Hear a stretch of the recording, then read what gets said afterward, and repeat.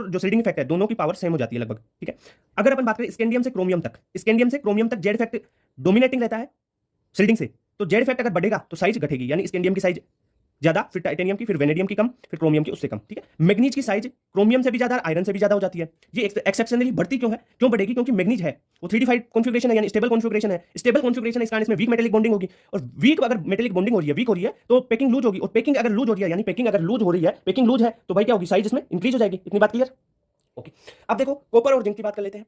अगर कॉपर से जिंक की ओर जाते हैं तो सीडिंग इफेक्ट बढ़ता है, सीडिंग इफेक्ट बढ़ता है, जेड इफेक्ट कम होता है। जेड इफेक्ट अगर कम होगा तो साइज बढ़ेगी, तो जिंक की साइज बढ़ जाती है। ये तो रहा लेफ्ट टू राइट जाने का सारा मामला। डी ब्लॉक में अपन बात करें टॉप टू बॉटम की, तो टॉप टू बॉटम ओनली एक चीज याद रखना कि जो थर्ड ग्रुप होता है ना, स्कैंडियम, इट्रियम और लेंथेनम वाला, उसमें टॉप टू बॉटम जाते हैं तो साइज बढ़ती है, ठीक है सर, बढ़ेगी। स्कैंडियम फिर उससे ज्यादा इट्रियम, फिर लेंथेनम की, ठीक है, यानी 3D की साइज ज्यादा, फिर 4D की उससे ज्यादा फिर 5D की।